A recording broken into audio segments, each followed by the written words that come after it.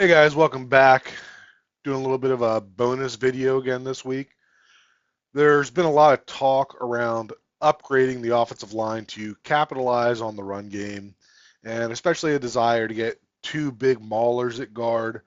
And I feel like that's more of a conversation for the offseason. And what I want to talk about in this video is what we can improve on today. I already put out my offensive line video for the week, as well as some clips on Twitter and Blue Sky, where I address some of the issues that happen with the offensive line in the run game. But today, I want to ask you, what did any of the skill players do in the run game above expectation? For that, we're going to take a quick run through all of the run plays from the game on Sunday. And at the end, we're going to compare what could have been in the run game this week. All right, so as we talk through these plays, we're going to look at them and going to decide whether we got what we should have based on what the offensive line did or whether there were more opportunities. So, first play of the or first run of the game here, this is going to be a 7-yard gain, and right based on what the offensive line did here, I'm not really expecting any more out of Achan. Thought he read this well, and obviously don't have too many complaints about a 7-yard run. Next one here, this is going to be 1st and 3, and not going to gain anything here, right? And this one here, not a great block by Eichenberg, doesn't kick out that defensive end or do a good job of logging him. So it puts Achan into a poor spot, right? Not going to ask running back to do a whole lot more with this one either. But the next one here, so this is going to be 2nd and goal from the 3. We get 2 yards out of it, but if you watch this and you slow it down, you can see that what ends up happening is that Achan trips over Malik Washington's foot there. And the blocking is decent on this play, right? You get Patrick Paul washing his guy down a decent amount. You get Julian Hill getting some movement there. Washington's block isn't bad, right? He just drops that foot a little bit. If not, then we probably get Achan getting through there, and you'd like to hope that he's able to finish in the end zone. So when we talk about adjustments or what could have been if things outside of the offensive line have been handled better, instead of being a 2-yard run down to the 1-yard line, this could have been a 3-yard run and a touchdown, which would have negated the need for the next 2 plays, right? And here's the first of those, and this one's going to be a negative 1-yard gain, and I not expecting anything out of the back here other than the fact that this play should not have been needed. And the next one here is going to be where they finally do score, and this is going to be, from the 2, they end up scoring. But again, we're talking about the calculations that we'll talk about at the end of this video.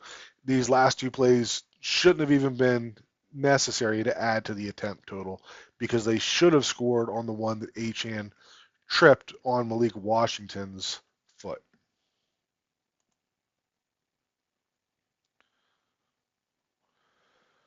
Moving on, so this is going to be 1st and 10. This is going to be a 2-yard gain. And, I would have liked to see a better job from Janu Smith on this. A little of a crack toss concept here. Have we gotten a better block from Janu? Maybe it gives some options that they can turn this up a little sooner. You get Brewer not able to reach his guy. Um, Armstead's not doing a great job either. So in the end, this ends up as a 2-yard gain, but I'm not really going to ask a whole lot here out of the back, even though I think that there could have been more if Janu had done a better job. The offensive line did enough here that I would just leave this as the back getting what was expected. Moving ahead, so this is 1st and 10. We're going to get a 5-yard gain here. So this was a outside zone play, and gets 5 yards out of it. Got Rob Jones, not able to get up to that linebacker, or not able to get up to the defensive back, the safety that's playing there, not able to seal him, which means that Smythe has to get him, right? So that lets the linebacker scrape over top. I'd love for Wright to break that tackle, but we're talking about, playing above expectation. We get 5 yards on a 1st and 10. Not going to complain about that. No issues there. Here we get a 2nd and 1, and we're going to get a 5-yard gain.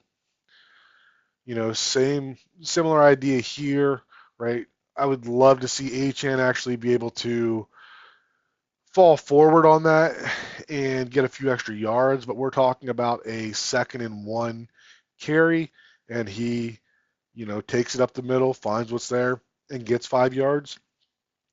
Wouldn't adjust anything here in terms of what I'm really expecting out of the running back. Going to get 3 yards on a 1st and 10 carry here. And, this is Rob Jones not able to get the reach there. This is Patrick Paul not able to get to his defender, right? So this would be, 3 yards would be basically expected, I guess. Not great blocking. Achane's not doing anything spectacular here, but we're getting 3 yards out of it. So not asking for anything additional out of the skill players on this play. And next, we're going to get to the Tyreek Hill reverse. And you're going to have people that talk about Patrick Paul, and I've addressed this a few different times, but if I give you this still shot and I tell you this is Tyreek at full speed, does anybody think he's not scoring here? Like, regardless of what anybody else does on this play, right? This should almost certainly be a score from Tyreek. Whether he's able to beat the corner to the edge there, right? We've seen Tyreek eliminate angles before. He's not able to do that. It's, what was this, 2nd and 7, and he only gets 6 yards out of it, right? Or maybe he slows it down, cuts it back. So, I think that most people, if you gave them that still shot right there, are saying this should be a 22-yard touchdown. I'm not going to say, add that to the calculation, but I'm going to say that, he should have at least been able to beat this guy, even if he gets viced in the corner here and only gets down to the 11, right? So I'm going to add 5 more yards to that and say that, he got halfway to the end zone from the 22 and that it was a 11-yard gain instead of a 6-yard gain.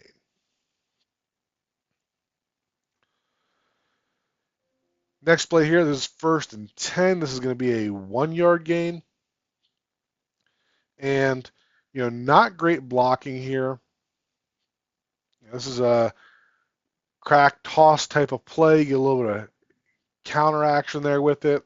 You get Paul not able to get out on his guy. Brewer doesn't do a great job. But I would add some to this because number 44 is the one who makes the tackle here.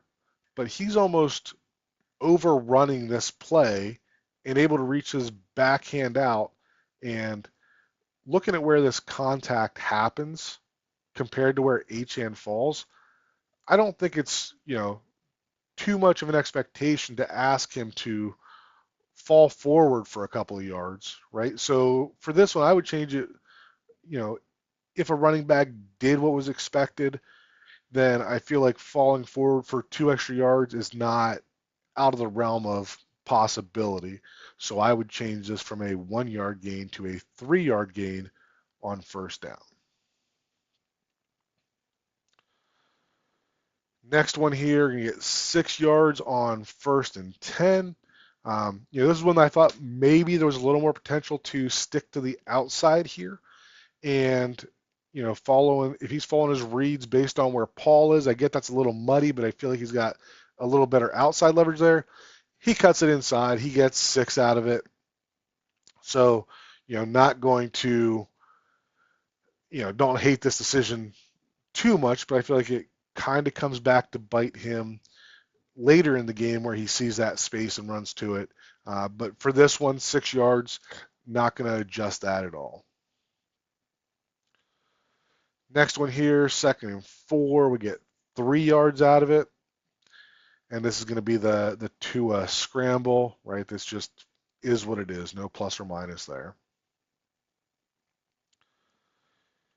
And then our next one is going to be 3rd and 1, and we go for -1 yards here, right? And this is Janu Smith not able to block Hassan Reddick. And we can blame this on whatever we want, right? Is it play design? Is it that Tua snapped the ball too soon? Because, I mean, look where Janu is, right? That ball snapped, and he's still looking all the way inside. And they're asking him to turn around and, block the Jets' best edge defender. I mean, it's a tough ask, and he slips or something and fails, right? But that's the reason that this play fails and ends up as a -1. If he makes that block, Achane is able to either hit this lane or that lane, depending on where Kinlaw ends up with Eichenberg.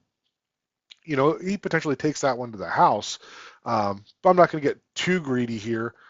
And rather than recording this as a -1 yard play, I'm going to say that if the skill players did what they were supposed to, then we're looking at least a 5-yard gain on that run. Next one here. So this is going to be a run to the right by Jalen Wright. It's going to be 6 yards, but this gets called back for Patrick Paul being lined up in the backfield. I feel I haven't found anybody that really agreed with this flag. I think that Jonnu Smith lined up a little further forward from him, gives the illusion that he's further back. And I feel like that's what drew the flag more than Paul's alignment. So this is a play that I don't feel should have been taken off the board. So, I'm keeping it in my rushing totals on what should have been from Sunday. And then our other play that got taken away by penalty, right? So, this is Alec Ingold right here, and he's going to get called for a hold that, really wasn't necessary.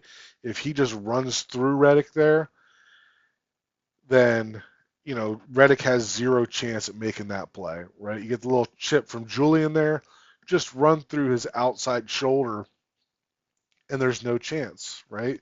You get good blocking the rest of the way, and, HN eventually gets caught. There was a horse collar at the end of that. Obviously not going to add that to the rushing totals, but this was a 26-yard gain that was taken off the board because of a hold by a skill player. Continuing on, we're going to have 2nd and 3. This is going to be a 4-yard gain to Jeff Wilson. And, when we look here, I talked about the one earlier with Achane where, he got arm tackled and didn't get any extra yards. When you watch this one here, right, look at where he's contacted, right? You're looking at an extra 2 to 3 yards just by falling forward. And, those add up over the course of a game. And that's something that McDaniel has talked about in the past. So it's kind of puzzling why he's still reluctant to go to his bigger backs running inside. But, 4-yard run on a 2nd and 3, converting for the first down, getting a little extra there. Not going to ask them to do anything more than that on that play. This is going to be from the 8-yard line, going to be a -3-yard run. I've highlighted this one in the past, mainly being Liam failing on this play. Great play by the defensive end as well. Don't take any credit away from him on that play to be able to swim and then, scrape over top and be able to get Achane down essentially in open field. Great play by the defensive end, puts HN in a bad spot. Not going to ask HN to make a miracle there, right? So I'm keeping this one as the -3. This was a, one that the offensive line cost him. Now this one, on the other hand, this is another -3 yard run.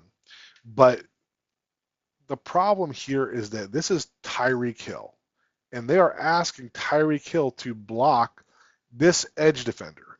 And I think you can kind of see right here, I think that Tyreek is telling Ingold, like, hey, I'm about to get my ass kicked. Give me some help here, right? And that's what you get, right? You get Ingold helping out there. But I think that, had this defender been aligned further out here, or had this not been Tyreek Hill, I think that you might have had Ingold inserting up through and getting number 44.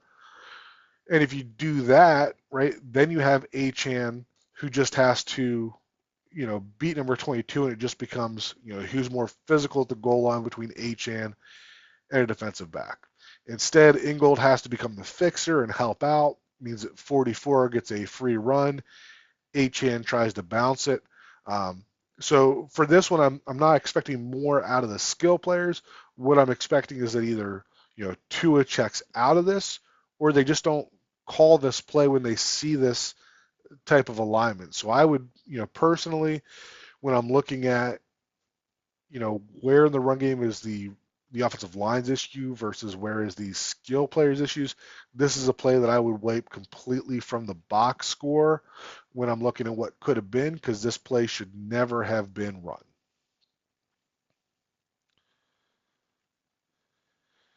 And then we're in the fourth quarter, 1st and 10. This is going to be a 3-yard gain.